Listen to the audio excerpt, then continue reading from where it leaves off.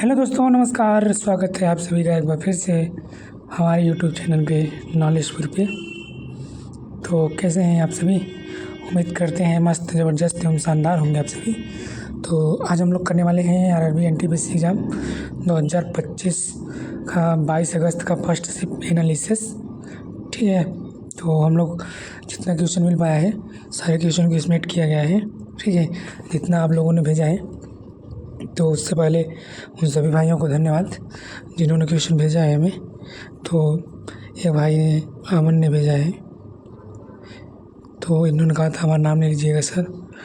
और एक सुखविंदर थे, सुखविंदर इन्होंने भेजा था। और अमित जी हैं, अमित कुमार जी, इन्होंने क्वेश्चन भेजा था।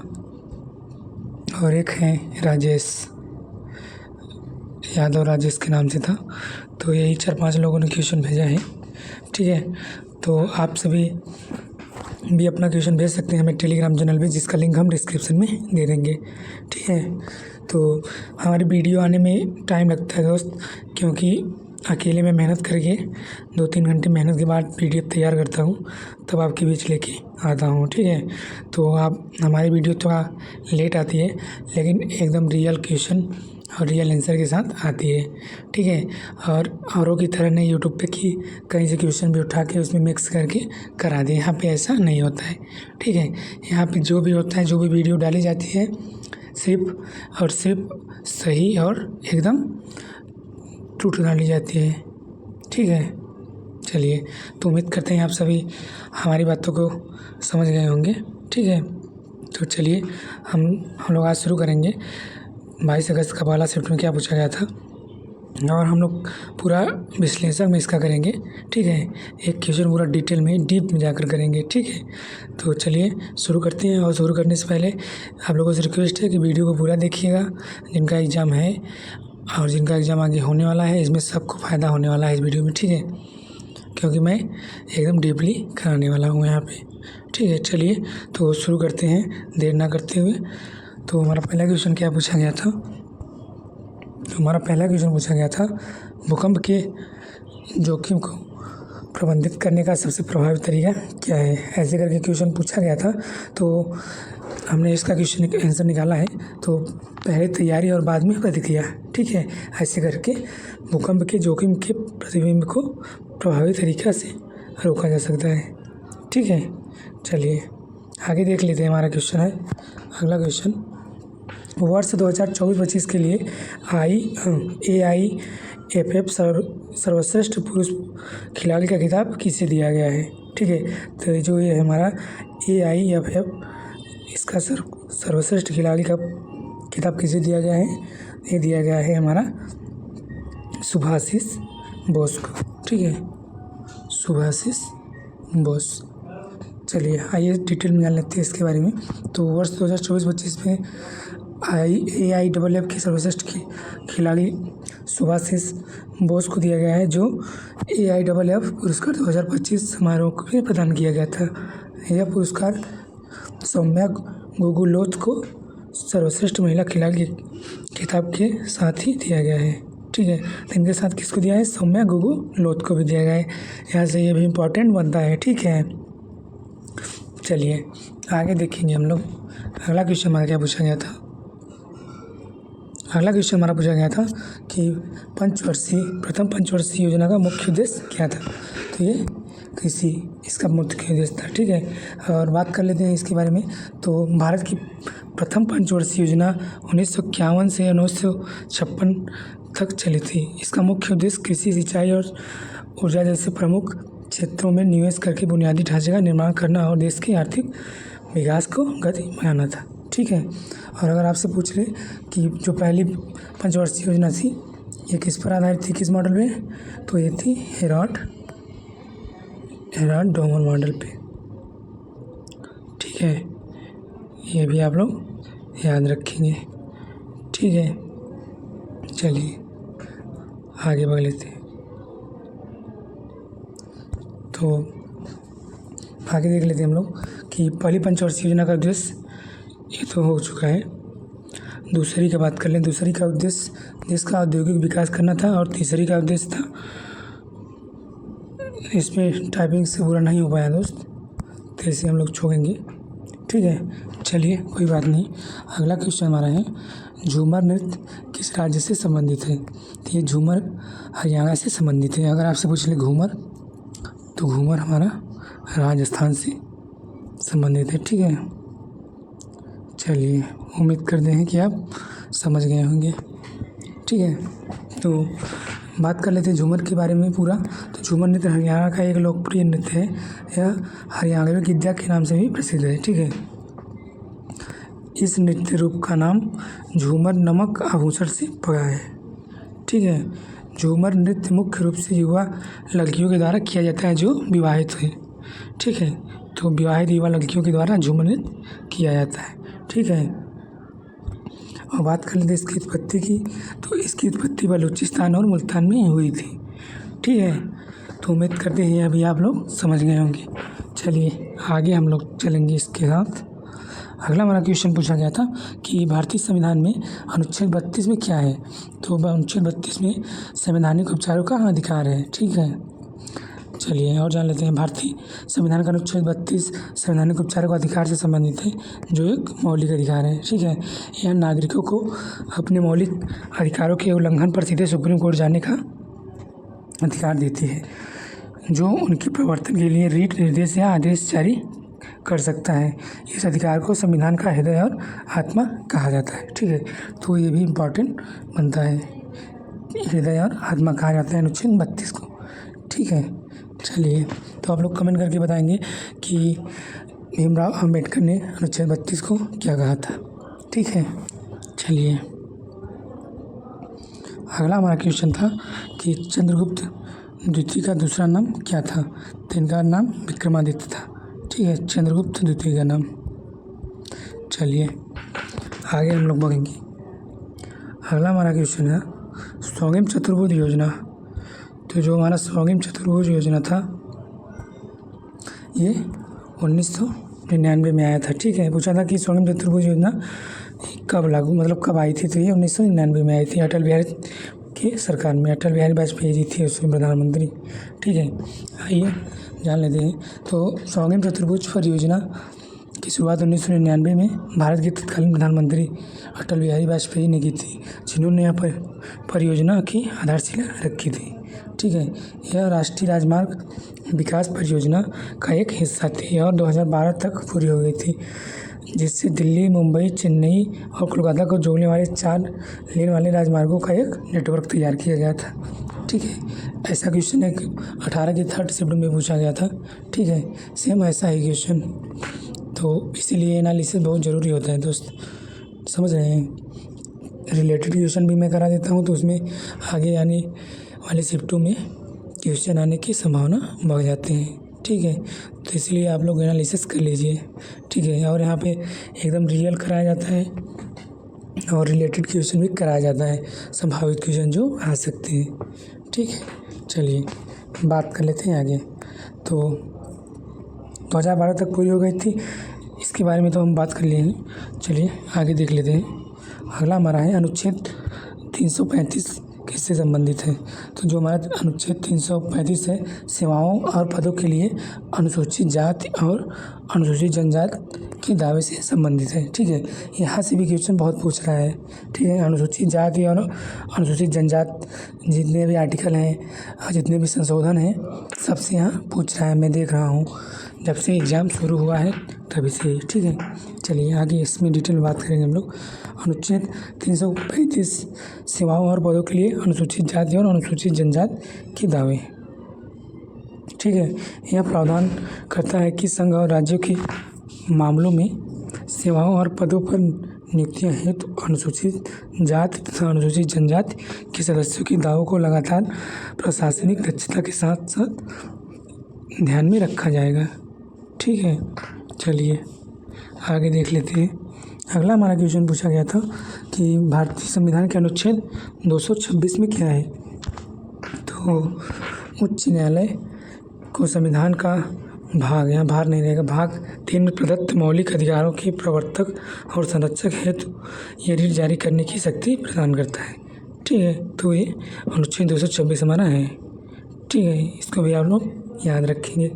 इसका भाग भी यहाँ से इम्पोर्टेंट हो जाता है, तो भाग 3 में। ठीक है, चलिए आगे देख लेते हैं हम लोग कि अनुच्छेद 226 उच्च न्यायालयों को मौलिक अधिकारों और अन्य कानूनी अधिकारों को लागू करने तथा अपने अधिकार क्षेत्र में न्याय सुनिश्चित करने के लिए रिट जारी करने का अधिकार देता है। ठीक है, चलिए। और एंग्लो इंडियन समुदाय की लोकसभा और विधानसभाओं के आरक्षण को किस अधिनियम द्वारा समाप्त कर दिया गया है? एक क्वेश्चन पूछा गया था। ठीक है, तो जो एंग्लो इंडियन समुदाय के लोकसभा और विधानसभा के आरक्षण को किस अधिनियम के तहत समाप्त कर दिया था? तो हमारा अधिनियम था 104वां संविधान संशोधन। ठीक है, चलिए, तो इसको भी आप लोग समझ गए होंगे। आगे देख लेते हैं। एंग्लो इंडियन समुदाय के लिए लोकसभा और विधानसभाओं के आरक्षण को संविधान संशोधन 104 अधिनियम 2019 द्वारा समाप्त कर दिया गया है। तो अगर आपसे पूछे कि किस अधिनियम के तहत समाप्त कर दिया गया है, तो अधिनियम 2019 के तहत। ठीक है, जिसे 1 जनवरी 2020 को संसद द्वारा पारित किया गया था। ठीक है, यहाँ तक भी समझ गए होंगे। चलिए आगे भी बात कर लेते हैं। इस संशोधन अधिनियम ने अनुसूचित जाति और अनुसूचित जनजाति के लिए आरक्षण को 10 साल के लिए बढ़ावा दिया। ठीक है, लेकिन उस समय एंग्लो इंडियन समुदाय के लिए आरक्षित सीटों को हटा दिया गया था। चलिए अगला क्वेश्चन हमारा पूछा गया था गूगल बीम से। ऐसे करके क्वेश्चन पूछा गया था गूगल बीम। तो इसका आंसर की बात करेंगे हम लोग। तो गूगल ने हाल ही में गूगल बीम नामक एक AI आधारित 3D वीडियो संचार प्लेटफॉर्म लॉन्च किया है।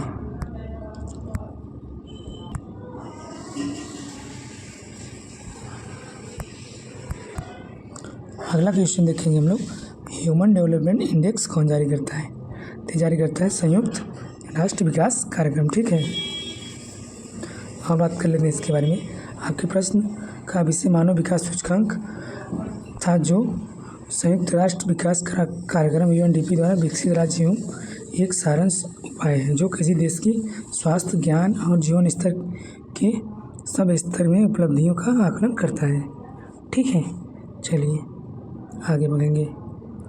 अगला हमारा क्वेश्चन है 2025 में निम्न में से किसे फिल्मों, टेलीविज़न और मंच प्रदर्शन के क्षेत्र में उसके कामों के लिए प्रथम भूषण मिला है? तो ये मिला है अनंत नागा को। ठीक है, याद रखेंगे नाम।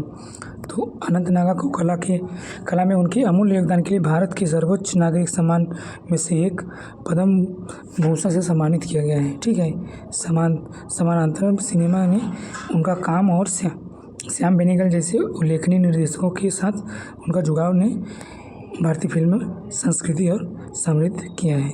ठीक है, चलिए अगला क्वेश्चन हमारा है आवेग का सूत्र क्या है? तो आवेग का सूत्र होता है आवेग बराबर बल इंटू समय। ठीक है, तो यहाँ तक आप लोग समझ गए होंगे। तो बात कर लेते हैं आपसे PDF कहाँ मिलेगी इसकी।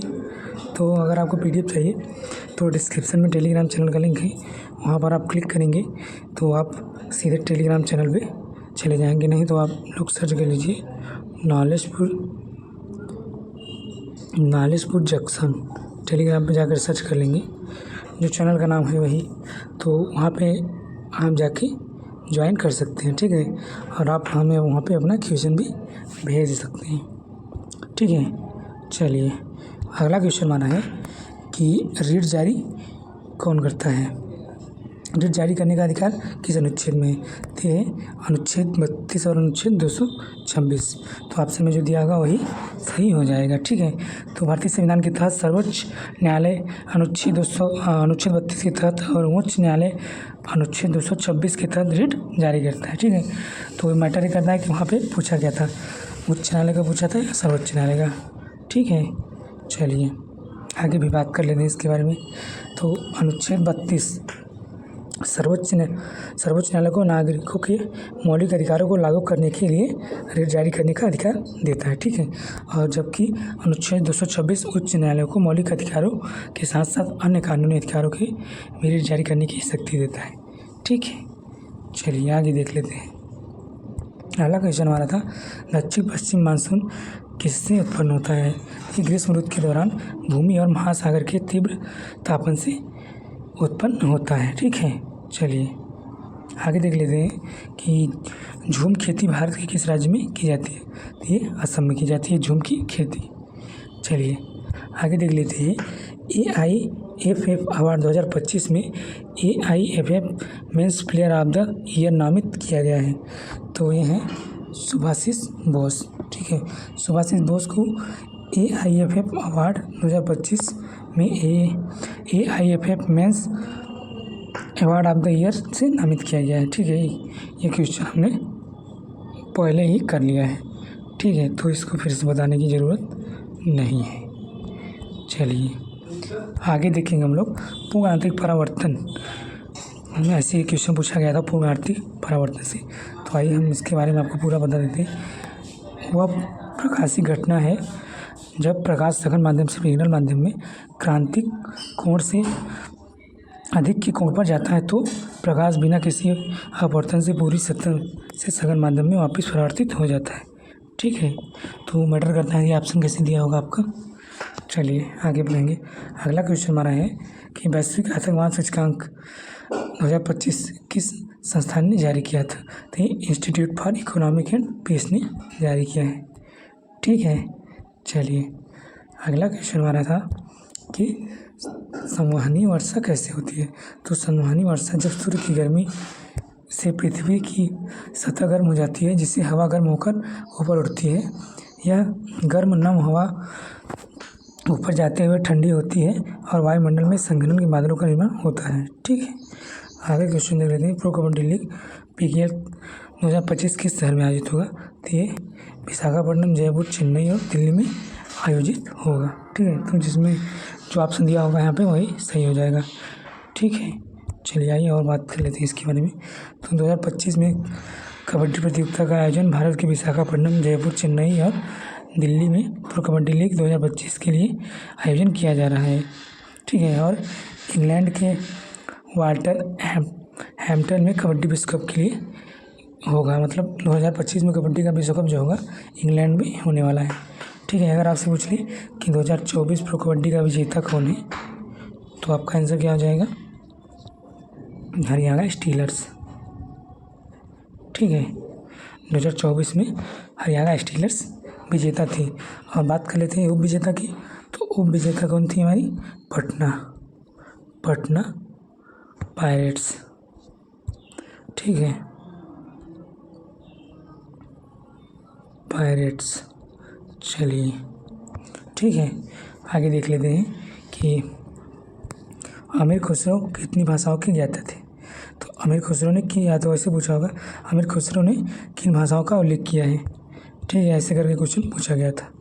तो अमीर खुसरो ने मुख्य रूप से फारसी और हिंदवी, इसमें हिंदी और उर्दू के तत्व शामिल थे, भाषाओं में काम किया है। उन्होंने अरबी और संस्कृत में भी काम किया है और ब्रजभाषा, पंजाबी व अन्य क्षेत्रीय भाषाओं में भी अपनी रचनाएं किए हैं। ठीक है, तो एग्जैक्ट इसमें नहीं पता चल पाता कि कितनी भाषाएं, लेकिन जो ऑप्शन में दिया होगा वैसा ही आपका सही हो जाएगा आंसर। ठीक है, प्रसिद्ध केशवानंद भारती केस 1973 का मामला निम्नलिखित में से किस मुद्दे से जुड़ा है? है भारतीय संविधान की मूल संरचना से जुड़ा है। ठीक है, तो भारत केशवानंद भारती केस का मामला जो 1973 है भारतीय संविधान की मूल संरचना से जुड़ा है। इसके तहत यह तय किया जाता है कि संसद संविधान के संशोधन तो कर सकती है लेकिन उसके मौलिक ढांचे को नहीं बदल सकती है। ठीक है, तो ये जो हमारा केशवानंद भारती केस है संविधान में मोस्ट इम्पॉर्टेंट। ठीक है, चलिए देख लेते हैं, आगे भी है क्वेश्चन। तो ये क्वेश्चन हो चुका है, इसकी कराने की ज़रूरत नहीं है, देख लेते हैं आगे।